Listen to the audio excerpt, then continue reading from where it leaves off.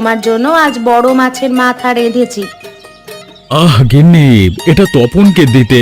বেচারা মাছের মুড়ো খেতে খুব পছন্দ করে। তপনের জন্য আছে গো, এটা তুমি খাও তো। রোজ এত বড় বড় মাছ ধরো, অথচ একটা মুড়োও খেতে পারো না। আমি এত মাছ খেতে পারি না গিন্নি, সারাদিন তো মাছেদের সাথেই থাকি, তাই এর প্রতি অনীহা চলে এসেছে। এখন মাছ আছে দেখে খাচ্ছ না, যখন মাছ থাকবে না তখন হাহাকার করবে। না গিন্নি, এমন কোনোদিন হবে না। আমরা সব সময় মাছে ভাতেই থাকবো। বিমল দাদা, তুমি এখানে? আরে ওখানে যে কুরুক্ষেত্র হয়ে যাচ্ছে। কেন রে, কি হলো আবার?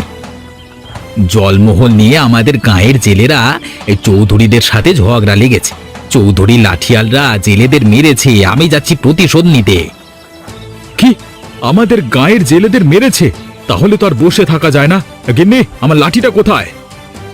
সে কি, তুমি এখন মারামারি করতে যাবে নাকি? দোহাই তোমার, তুমি যেও না। চৌধুরীরা দলে অনেক, তোমরা পারবে না। না, আমাকে যেতেই হবে। আমার গায়ের লোকেদের মারবে আর আমি কি চুপ করে থাকবো? তা হয় না। বৌদি, দাদাকে যেতে দাও। ওদের উচিত শিক্ষা দিয়েই তবে আমরা বাড়ি ফিরবো। ওই তোমার লাঠি, আজকে এটা দিয়ে সব কটার মাথা ফাটাবো। ওগো, ওগো তুমি যেও না। দোহাই তোমার, ফিরে এসো। ওগো, ওগো তুমি ফিরে এসো। আহা, কাজটা কি করেছে দেখেছো? সবগুলোর হাত পা ভেঙে দিয়েছে। বলি, এভাবে কি মানুষ মানুষকে মারে? জেলেদের কি ওরা এতদিন মানুষ মনে করতো নাকি?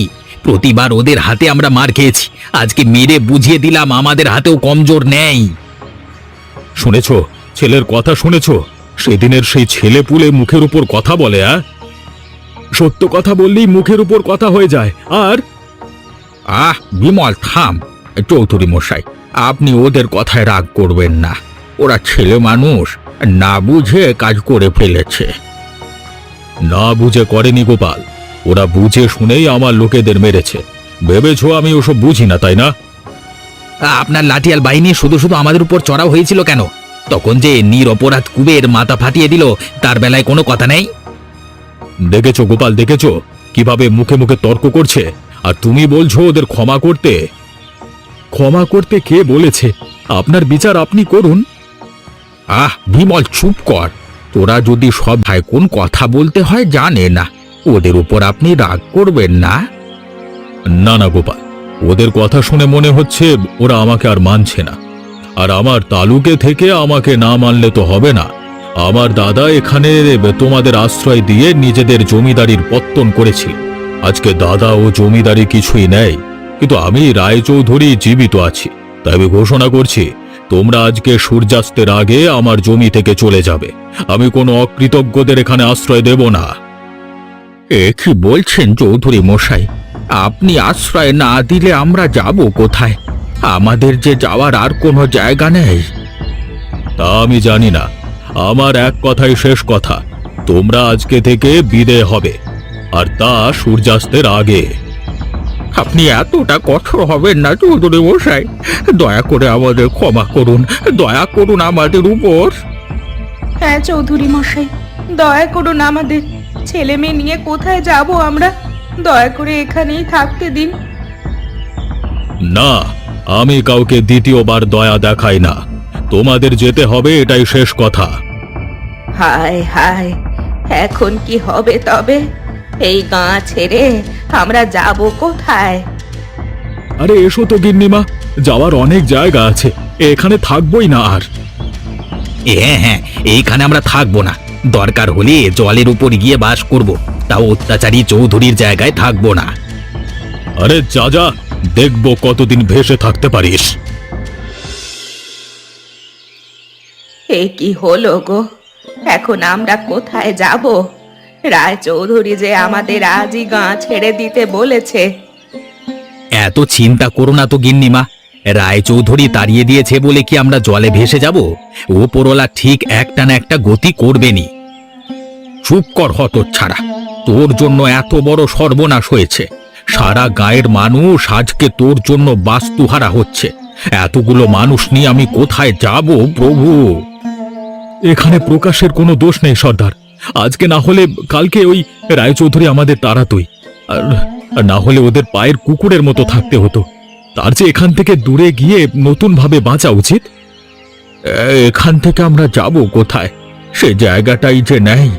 রায়চৌধুরী এই ঘটনা দিকে দিকে ছড়িয়ে দিয়েছে, এখন কেউ আমাদের আশ্রয় দেবে না। এ যে মহা বিপদ, তাহলে এখন আমাদের কি হবে?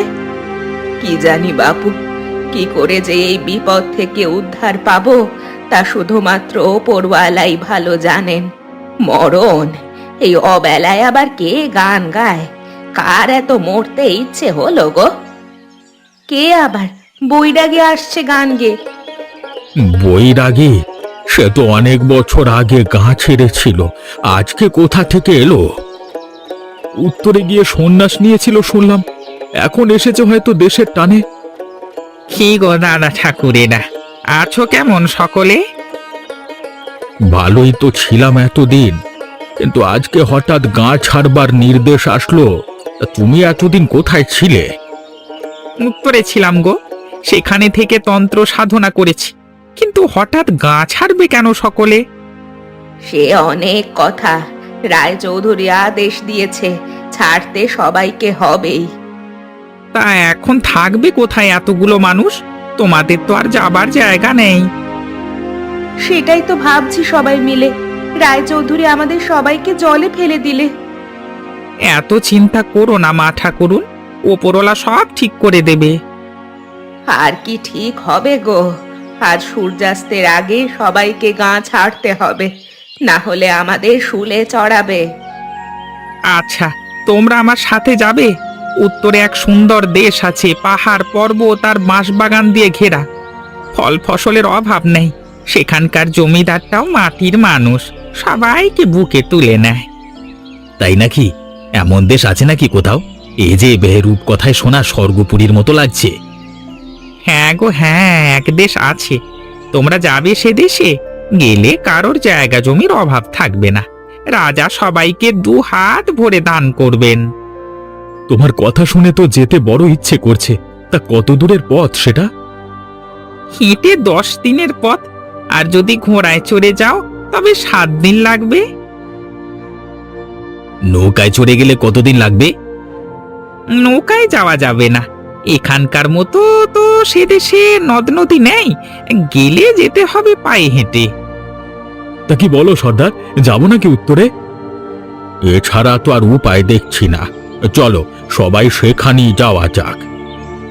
তাহলে সব মেয়েরা বাড়িতে গিয়ে গোছগাছ শুরু করো, আমরা যাচ্ছি জাল নিয়ে। উত্তরের জমিদারের জন্য ভেট নিয়ে যেতে হবে যে। বেশ বেশ, তাই যাও, আমরা এদিকে যাত্রার আয়োজন করি। তাই চলো বউ, হাতে তো বেশি সময় নেই। ভালো থাকিস তোরা, কোনোদিন তোদের সাথে আর দেখা হবে না। গিন্নি, আর কত কান্নাকাঠি করবে? ঘর বাড়ি কি তোমার কান্না শুনবে? চলো তো এবার, সবাই দাঁড়িয়ে আছে। হ্যাঁ গো, এই বাড়িতে কত বছর দুজনে থেকেছি, আর এখানে আসা হবে না। ঘর বাড়ি গাছপালাগুলো আর দেখতে পারবো না। উত্তরের দেশে এর চেয়ে সুন্দর ঘর বাড়ি পাবে, এবার তাড়াতাড়ি এসো। হ্যাঁ হ্যাঁ, তাই চলো, সন্ধ্যের আগেই গায়ের সীমানা ছাড়িয়ে যেতে হবে। হ্যাঁ চলো সকলে। চল বাবা, সবাই রওনা দিয়ে দিয়েছে, আমাদেরকেও যেতে হবে। আমরা কোথায় যাব মা? বলছে তো উত্তরের দিকে যাবে, এখন কই নিয়ে যায় কে জানে। ওখানে কি এরকম নদী নালা নেই মা? আমরা কি জলে সাঁতার কাটতে পারবো না? সে গেলেই দেখতে পারবি বাছা, এখন চল, সবাই গেল বলে। হ্যাঁ গো, তোমার কাজ শেষ হলো? কখন থেকে ডেকে মরছি, বলি শেষ হয়নি তোমার ওই মোহর গোনা? হ্যাঁ গিন্নি, আমাকে কিছু বললে? না, এতক্ষণ আমি বাতাসের সাথে কথা বলছিলাম। তুমি কি বাতাস? আরে এত রাগ করো কেন? আমি তো কাজের কাজ করছিলাম। হ্যাঁ, কাজ করে একেবারে মহাভারত শুদ্ধ করে ফেলেছো। এদিকে যে গাভীগুলো এখনো জঙ্গল থেকে গোয়ালে আনা হয়নি, সে খবর আছে? সে কি কথা? রাখাল কোথায়? ওনার সকালে গাভী নিয়ে বের হলো। কোথায় আছে কে জানে। মিনুবতী এসে খবর দিল গাভীগুলো নাকি জঙ্গলের গভীরে চলে গেছে। হায় হায় হায়, তাহলে তো সর্বনাশ হয়ে যাবে। তুমি এক্ষুনি যাও তো, সন্ধে হয়ে গেলে আবার বাঘের উপদ্রব শুরু হবে। জমিদার মশাই, ও জমিদার মশাই, বাড়ি আছেন? কে? বৈরাগী নাকি? তা তুমি না সেদিন দেশে গেলে? দেশে তো গিয়েছিলাম, কিন্তু থাকতে পারলুম কই। রায়চৌধুরী আমার গাঁয়ের সবাইকে বের করে দিয়েছে, তাই তাদের নিয়ে আপনার আশ্রয়ে এসেছি।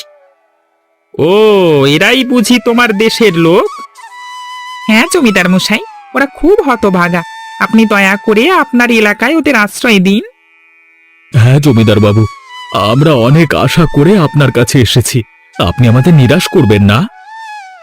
সে না হয় থাকলে, কিন্তু এখানে করবে কি তোমরা? কেন, মাছ ধরে হাটে বিক্রি করব? না হে ছোকরা, সে কাজ এখানে করা যাবে না। দেখছো না, পাহাড়ি এলাকায় নদী নালা কিচ্ছু নেই। বস্তুত এখানে মাছও পাওয়া যায় না। আমি কতদিন আগে মাছ খেয়েছি তা বলতে পারবো না। হ্যাঁ গো, সেই